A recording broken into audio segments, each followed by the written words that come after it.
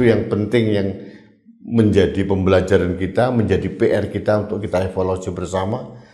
Tidak perlu dengan melakukan finger pointing atau saling menunjuk sana sini, tapi introspeksi diri semua elemen bangsa ini, presiden, pemerintah, menteri-menteri, DPR, yudikatif juga begitu. Kita melihat korupsi masih merajalela di mana-mana, itu dipotret oleh rakyat. Jadi sekali lagi kalau kita belajar dari Nepal, hati-hati para elit negeri ini. Jangan pernah menyakiti hati rakyat, termasuk generasi muda. Kalau mereka sudah marah, yang terjadi seperti di Nepal, dan kita tidak menginginkan hal ini terjadi di Indonesia.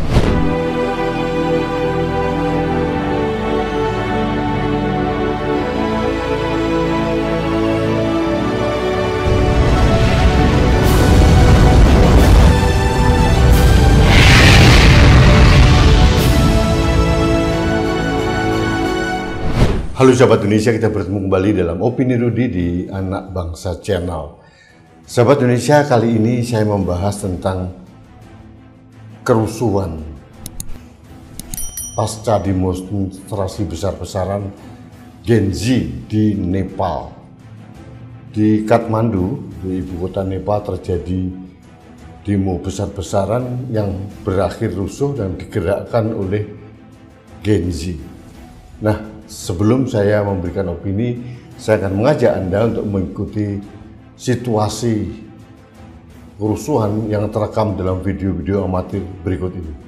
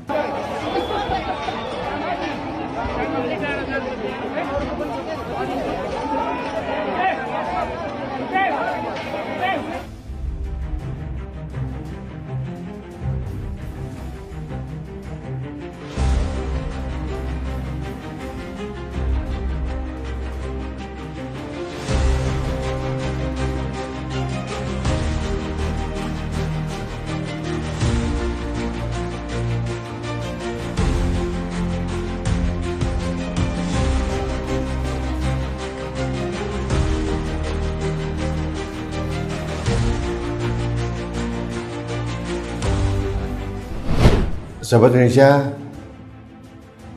tragis, ada 22 orang meninggal tertembak oleh aparat keamanan di sana, dan bahkan ada istri dari mantan Perdana Menteri Nepal yang harus meregang nyawa karena terbakar, rumahnya dibakar. Gen Z Nepal ini konon terinspirasi oleh gerakan demonstrasi dari anak-anak muda Indonesia.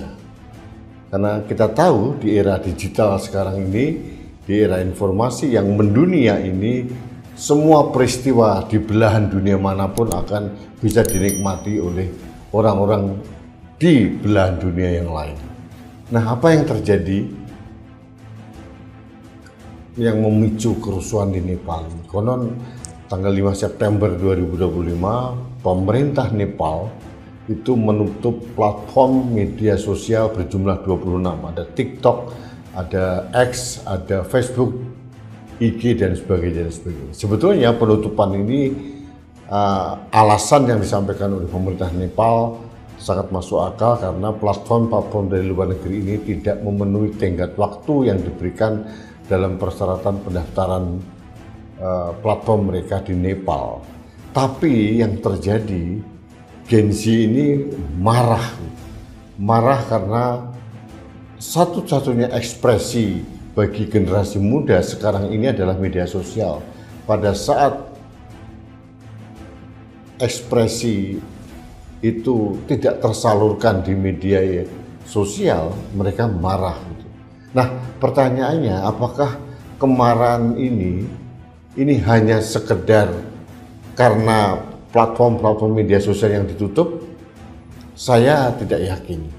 Saya meyakini ini hanya pemicu saja, ada trigger saja. Mereka sama dengan di Indonesia, mengalami frustasi yang berkepanjangan, akumulasi ketidakpuasan yang sangat panjang yang dialami oleh rakyat Nepal, mulai pengangguran yang sangat tinggi, ekonomi yang sangat susah. Mereka melihat kaum elit dan anak-anak pejabat sering flexing dengan kehidupan yang mewah, kesenjangan ekonomi begitu kentara, sebetulnya mirip dengan Indonesia. Ketidakpuasan ini itu terus bergumpal, akhirnya terpicu dengan trigger penutupan media sosial yang dilakukan oleh pemerintah. Sebetulnya kalau kita tarik pada peristiwa tanggal 25 Agustus sampai akhir Agustus 2025 di Indonesia, sama. Triggernya adalah kelakuan beberapa oknum anggota DPR yang flexing, yang membuat narasi-narasi yang konyol di media publik. Sebetulnya tetap sama. Kemarahan itu terpicu karena akumulasi permasalahan yang bertumpuk-tumpuk selama bertahun-tahun sejak era Jokowi sampai dengan Prabowo. Jadi artinya seperti yang saya sampaikan, rakyat Nepal dan rakyat Indonesia itu mempunyai kesamaan seperti ilalang kering. Tinggal tunggu pematik, akhirnya terbakar. Syukur alhamdulillah di Indonesia tidak separah dengan Nepal, meskipun ada korban jiwa, ada 11 orang meninggal dunia, termasuk Afan Kurniawan. Juga ada kekerasan aparat, sama dengan di Nepal. Itu yang semakin memicu perlawanan rakyat. Tapi kalau di Nepal memang lebih brutal. Ketidakpuasan publik yang terakumulasi sekian lama, itu akhirnya diekspresikan dengan kemarahan yang sangat brutal, penjarahan, penyerangan individu, sampai ada menteri luar negeri yang dipukuli habis-habisan, ada yang dikejar sampai melewati sungai, kemudian memaksa Perdana Menteri mundur, Presiden mundur, gedung parlemen dibakar, rumah-rumah dibakar. Jadi menurut saya ini bentuk ekspresi Gen Z atau generasi muda yang mendominasi populasi satu negara termasuk Indonesia, yang tersumbat, yang merasa tidak puas dan akhirnya meledak karena ada triggernya. Di Indonesia triggernya karena kelakuan beberapa orang anggota DPR, di Nepal triggernya adalah penutupan platform media sosial. Nah, apa yang harus kita pelajari di sini? Yang kita pelajari adalah, saya berharap elit-elit di negeri ini belajar dari kasus Nepal. Ketidakpuasan publik yang terakumulasi secara satu persatu akhirnya menumpuk dan menjadi beban yang luar biasa besar. Yang terjadi adalah pengangguran semakin banyak, PHK terus terjadi, kemiskinan semakin bertambah, kelas menengah turun, daya beli masyarakat turun. Di sisi lain kita melihat kesenjangan ekonominya begitu lebar, Gini rasio kita semakin melebar, indeks persepsi korupsinya semakin anjlok, akhirnya memicu ketidakpuasan. Nah, ini harusnya dijaga oleh pemerintah. Belajarlah dari kejadian di Nepal, peristiwa tragis yang akhirnya menghancurkan sebuah negara. Pernah terjadi beberapa waktu lalu di Bangladesh, kemudian di Ukraina sama. Tapi yang akhir-akhir ini yang terjadi yang dekat dengan Indonesia adalah Nepal. Kebetulan teman-teman Nepal terinspirasi oleh gerakan demonstrasi anak muda. Sama modusnya, polanya sama. Awalnya ada demonstrasi damai, kemudian ada provokasi-provokasi tertentu dan akhirnya meledaklah kemarahan Gen Z ini. Dan kemarahan yang di Nepal ini sudah tidak terkendali, ditambah lagi aparat menangannya dengan cara yang salah. Ada yang mengatakan memakai peluru tajam, tapi versi pemerintah menggunakan gas air mata, menggunakan peluru karet, tapi yang terjadi ada korban jiwa, dan ini semakin mengubarkan amarah. Nah, belajar dari situ, mari para elit Indonesia, mulai pemerintah dan aparat keamanan, kepolisian, DPR, hati-hati bertindak dan membuat kebijakan. Kita menghargai Pak Prabowo cepat tanggap untuk mereshuffle kabinet, tapi ini kan masih berapa hari. Kebetulan Menteri Keuangannya mungkin cukup jago, cukup pintar, tapi ini masih kita tunggu realisasinya. Apakah kerja seorang Purbayayudi Sadewa ini sehebat omongannya yang terkesan arogan dan sombong? Kita tunggu saja. Kita tidak bisa terlalu skeptis sih, tapi kita tunggu saja. Yang dikatakan di Komisi 11 DPR RI, Yudi Sadewa mengatakan pernah berperan di era SBY, di era Jokowi, itu perlu diuji di era sekarang. Apakah ucapan seorang Sadewa benar-benar bisa mewujudkan pertumbuhan yang baik, ekonomi yang membaik, sehingga kepuasan masyarakat akan tumbuh kembali? Ini kita tunggu saja. Kuncinya adalah di ekonomi. Sama dengan di Nepal. Pengelolaan ekonomi yang buruk, kemudian adanya empati dari elit-elit di negeri, itu membuat mereka marah. Nah, elit-elit di Indonesia hati-hati, termasuk anak-anak pejabat. Kemarin kita sudah membahas tentang Yudo Sadewo yang begitu songong, gitu ya. Ya, ini menjadi pembelajaran bagi anak-anak pejabat.